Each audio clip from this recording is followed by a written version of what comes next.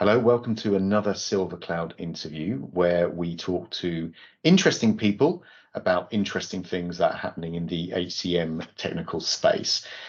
This time I spoke to Helen Seale, who is Vice President of Sales at Ceridian. We had a great chat. The focus of the topic was mainly about how HCM platforms can potentially help companies in all sectors to not roster but manage their staff in a new way, given the fact that we're now exploring the world of hybrid working. We touched on that subject, but then we went on to some other elements as well in terms of employee engagement, and I had a really interesting conversation about best practice onboarding. Well, I hope you enjoy it.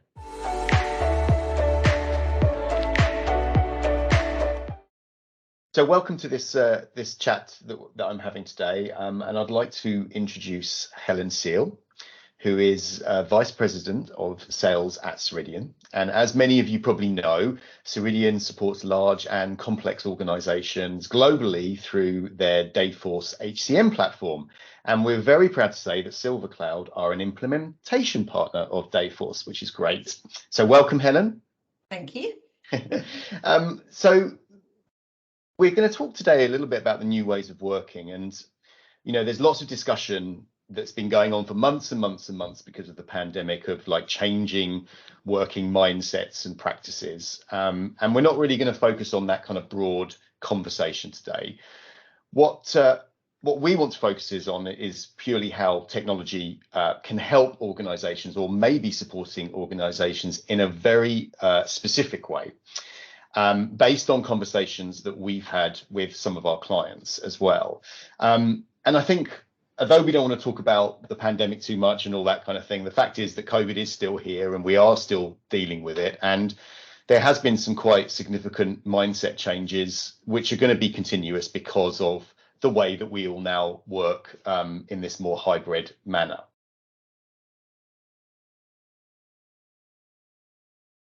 It's really interesting, isn't it? Because it always used to be an initiative, didn't it? Flexible working. And I think the biggest adaptation is it's no longer an initiative. It's actually part of the way the businesses are now running.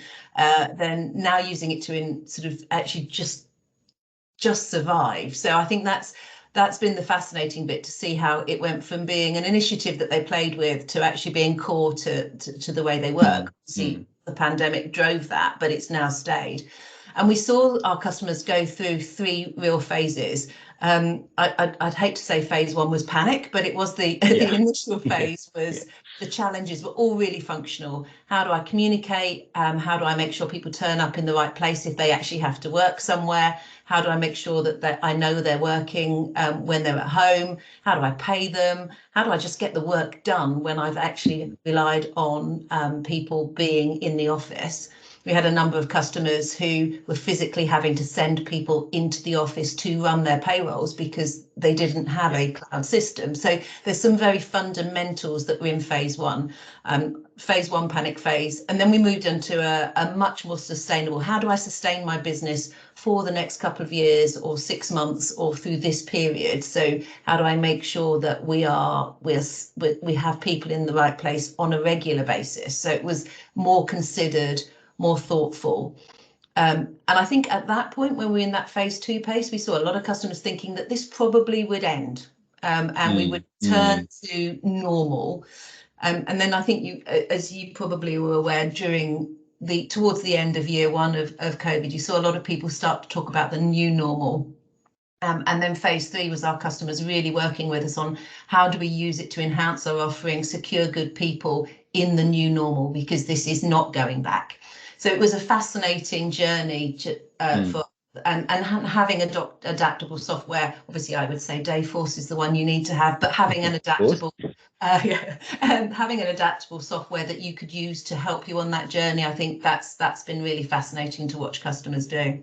I mean, it's really interesting what you say, and you know, obviously you provide HCM software and we provide consultancy services around there. So the trends that I think we all saw with our clients and our prospects were very similar. And I think someone explained it to me as, you know, the pandemic was the greatest social experiment because we were all forced and still are to work slightly differently. And it's worked in a lot of areas, but to begin with, it was very scary. And as you say, there was an element of paralysis where people quite, understandably were putting projects on hold because they were suddenly having to work out how their employees could function. And then there goes through this adaptive process of going, okay, well, we're in it now, and we kind of sorted out the emergency logistical bits and pieces, so sort of life goes on. And that's where we found projects were kind of coming back online after that initial 2-month delay. And then, as you say, Helen, there was that, okay, this is the new normal, to not to overuse that word. How do we start to thrive again, in this environment? And that's where we saw projects actually being escalated, because we found that, HCM projects that were like, yeah, we'll do that in 18 months, or we'll do that in a couple of years, we're suddenly getting pushed through quite quickly, because it's like, oh my God, now we know that we need a platform to either help with the, the logistical transactional elements of our staff, but also, the engagement, and the well-being, and and sort of helping managers to try and sort of manage their teams in a different way. So very interesting. It was, I mean, communication, onboarding. I know we're specifically focusing on time today, but it was really interesting to see how people were sort of absolutely at sea with their communication and onboarding teams during a virtual sort of when they were in virtual, when actually they'd relied on getting everybody in a room, giving them a sponsor, getting them to have somebody sitting next to them. And now suddenly they were onboarding teams who had to come into their business, and they were doing it all virtual. How they gathered the data from recruitment to actually how they got them to meet their people, meet their teams, got their software out to them, was a fascinating period of adjustment, which everybody listening will have gone through and felt the pain of. But it was, as you say, it accelerated something that we've all been playing with. I mean, as an ex-HR leader, I know that we've been looking at the flexible working, the virtual working for ages, but we were playing, and suddenly we were in the middle of it. And that didn't matter whether you were a retailer or a manufacturer, where you actually had to have people on the ground, or whether you were the more classic ability teams to work from home like IT. Suddenly the whole team was in the same place, and it created a catalyst of behaviours that was quite fascinating. Yeah, absolutely. And I think what you're saying there sort of leads me smoothly onto my second question, actually, because that paralysis that we all saw, I remember those conversations with some organizations where they were like, we've got to get something in the cloud, because I've had to drive to the office to get access to either my payroll or my HR records, because they're manual, like really simple reactionary conversations. And now, obviously, what I think a lot of clients are doing is, right, how can we use technology in a different way to, to actually think outside the box?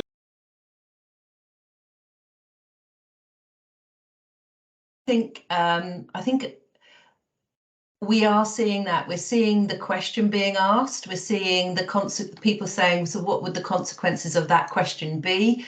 And I think our advice would be go into it with your eyes wide open, because you do need you do need a certain amount of data, etc., to make that happen. So a light touch tech for managing time, etc., is absolutely, but you need to make sure that when you roll that out to your business, it's light touch work, i.e. light touch on the admin as well for them. And if you get that right, then I think the workforce management type time and attendance tech can really help you.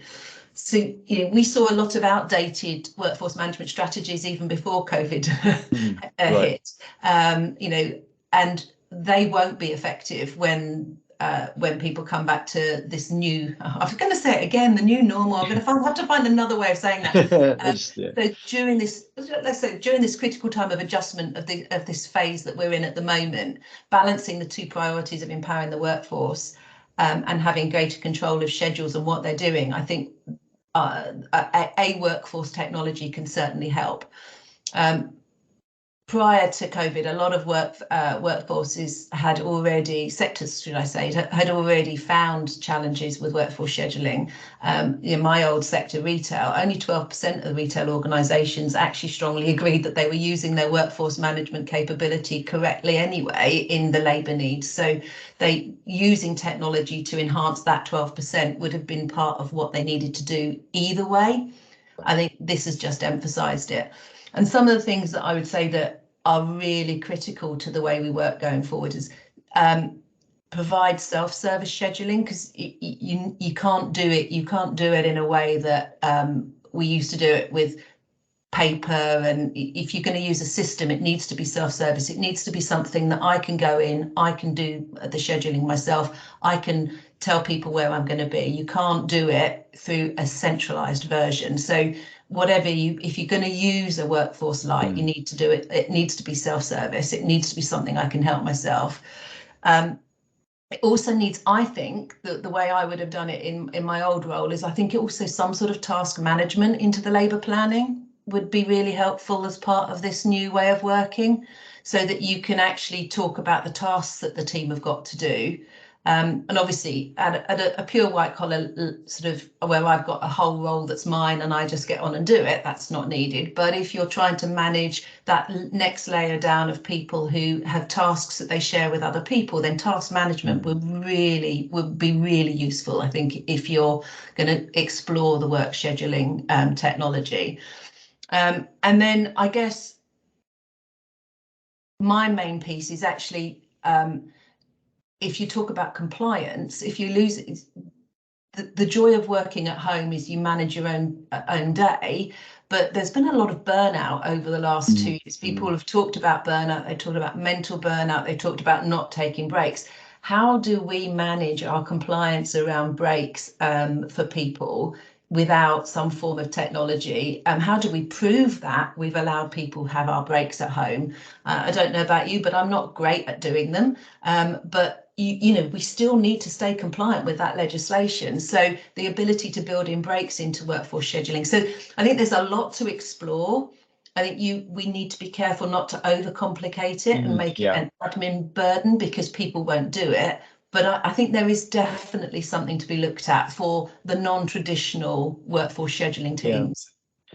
That's you've raised some really interesting points there. First and foremost is, and I should have picked this up really, because you know we're involved in a couple of projects with you where we're not just talking about what could happen with, you know, for want of a better word, private sector, professional sector, you know, white collar, but also what you said from your own experience is that actually we're dealing with a lot of projects at the moment where, you know, organizations such as hospitality are wanting to do better with, you know, workforce management or rostering, because as you said, what they did have pre-pandemic wasn't good enough, and that's just highlighted they need to get better. So that's really interesting.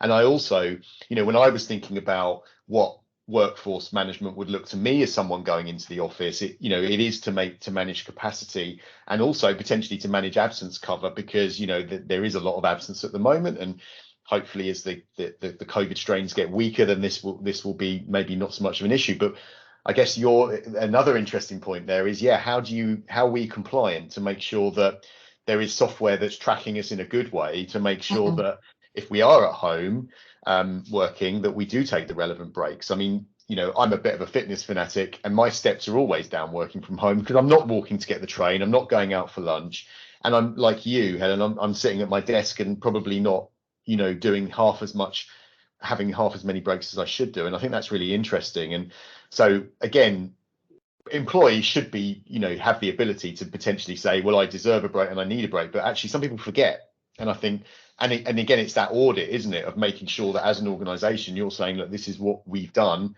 and this is to prove the types of tools that we're having to make sure that we give our employees as much, you know, breaks, you know, downtime as possible within their working day. Because, you know, there is the always present philosophy now, isn't there? Yes. Yeah. And the little not to want to give Teams an advert, but the little light goes on Teams saying green, and suddenly you get 400 calls. No, that's my comfort break. I was just about to leave my desk. Yeah. But yeah, absolutely. And I guess the reason I moved on from I hadn't sort of put absence into there because it's, for me, it's a classic piece of workforce management, and because we deal with that every day, and because we actually had that available to our customers during the pandemic, where they could sort of manage absence, they could record whether somebody was off sick because of COVID, and because they were using workforce management, they could also say that actually they've been in this building with these 400 people, so these were the other ones you needed to watch. So that's all actually available and being used now. I kind of forgot to put that in, but you're spot on. No, I mean, that's right. And of course, being able to track absence, and unfortunately in this new way of world, it's not just about how do we cope with that person's absence, but what are the ramifications of if they have been off with COVID, and the ramifications of any contact, and allowing people to be forewarned. And obviously in the traditional rostering sense, it's actually, oh my God, someone's sick, who do we get to replace? So it's more of that scheduling side, and that probably wouldn't be as apparent in terms of a legal firm or professional services firm. But it was interesting because I found the topic interesting enough to think it was a good thing to chat about very briefly, because I don't know the answers, and we haven't really given many answers today, but it was interesting that we are getting asked the question from organizations that are obviously having to think about, there is a hybrid way of working, and as we know, there is a war on talent, and again, using cliches, but people are really wanting to make sure that they're looking after their teams and their people as best they can, and if that facilitates, if that is facilitating hybrid working in a way, then I think it's a valid question. And like you say, it's all about light touch and not making it complicated, because rostering is really complicated. And I think, and without pushing Dayforce, one of the things that I think is really good when I've seen the rostering demonstrations is that, yes, it's complicated behind the scenes, but actually from a frontline basis, it does a lot of the heavy lifting for you, and it's very light touch. So that's interesting. So I think the message is that we kind of watch that space.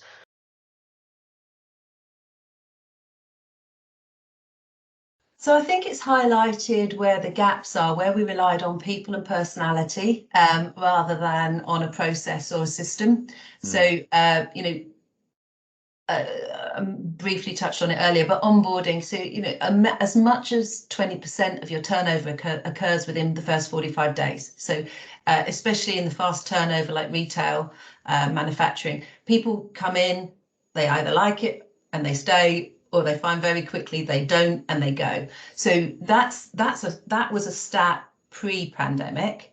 Now there's a lot more jobs out there, and 68% of the workforce are saying, I'd quite happily start looking for another job because I've heard it's a buyer's market. So a business needs to continue to manage that onboarding process when they haven't got the ability to put their literal arm around somebody, buy them a coffee and have that conversation.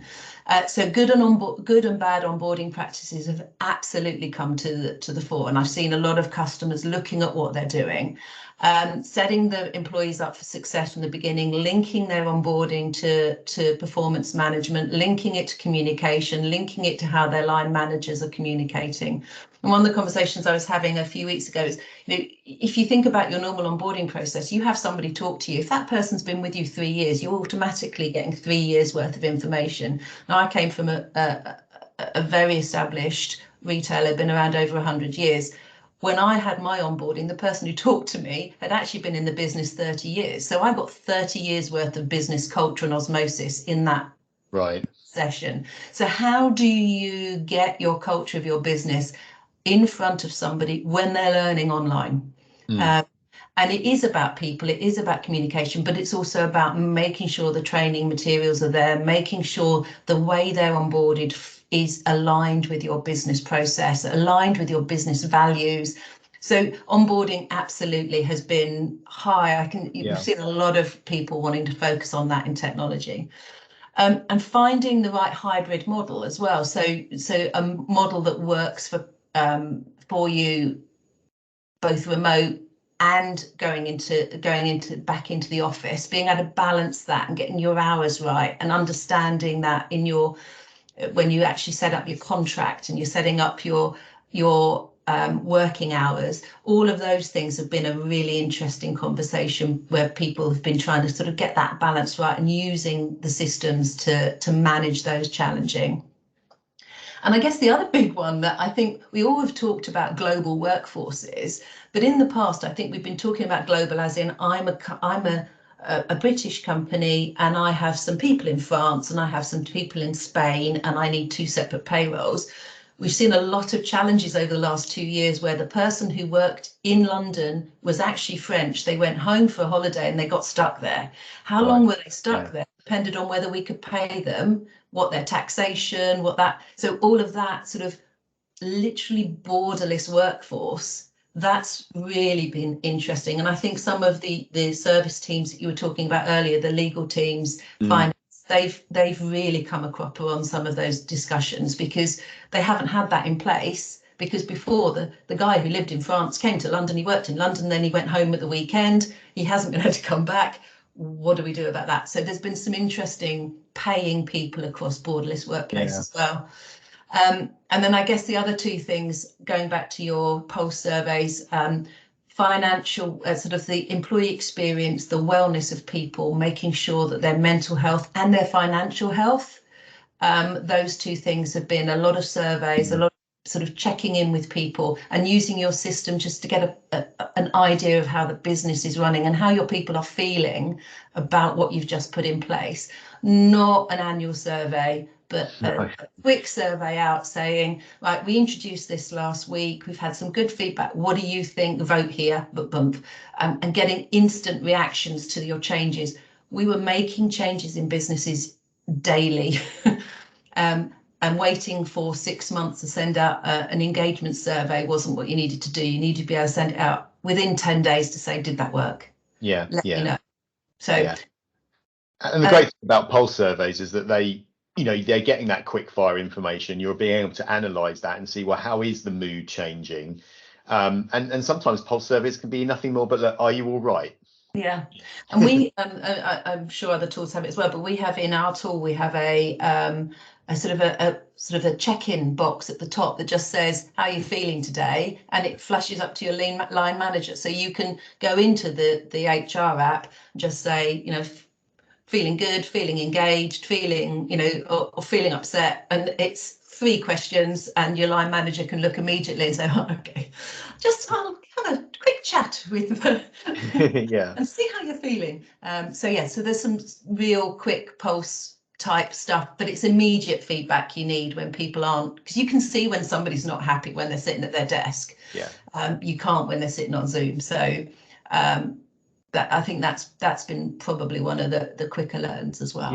And I think it's interesting because we're a Silver Cloud, a relatively small company, but we are growing very quickly. And the 3 things or the 4 things that we're focusing on the most is onboarding, is well-being, is both sort of what type of benefits do people want now in this new world, and also are they okay, and then also the communication side. And although we've been a remote company, so historically I suppose we've dealt with it, but I think it's really it's the last point really, because I know we're gonna have to wrap this up, but I think it's really interesting what you say is that up until the pandemic, something like onboarding was, well, it accompanies office life, but now it, like you say, it has to go much further. And as you say, that nothing, I mean, we love software, but nothing can replace actually being in an office and talking to people. But it's almost like something like onboarding is the next best thing. What can we do when we just at the moment don't quite have that? And I think that's really interesting, where suddenly the software has to overcompensate and overreach a little bit. And it's giving it a structure. I think that you're absolutely right. My onboarding process would absolutely involves all my team to talk to other members of the team. But if you're sitting at home with a screen, and you've just joined, you don't want to ring everybody because you feel like you're in the way. So you want a structure. So you want if your onboarding technology can tell you who your buddy is, tell you what your training order is, so that you can help yourself and you feel that you're actually already participating, already doing something to support yourself. And then you ring your buddy and say, oh, who else do I need to talk to? So it supports the people element of your onboarding, but it gives you a structure at home on your first day, first afternoon to think, well, I've spent all morning talking to somebody, but now what do I do? Oh, here's my onboarding. I know what to do. I know what my next training course is. I don't have to rely on anybody. I can help myself. Yeah, so it's sort of in lieu of not having that physical or visible structure around you, it's good to know that you've got this kind of pathway through the solution, that where you know what your next week is going to look like, and that by the end of that week you do feel part of the organization and a part of your team. Fascinating. Look, we started in rostering and we've ended in onboarding, which is, I mean, it just shows how broad this is. It's really, really fascinating. And I mean, we could talk about this for hours. Unfortunately, we're trying to make these things 5 minutes and we always fail miserably, but for good reason. We've done a very bad job at that. Timekeeping, that's the issue. But listen, Helen, I'd really like to thank you for that. It was really interesting. And yeah, we'll look forward to speaking with you soon. Thank you very much. It's been great. Take care. All the best. Bye-bye.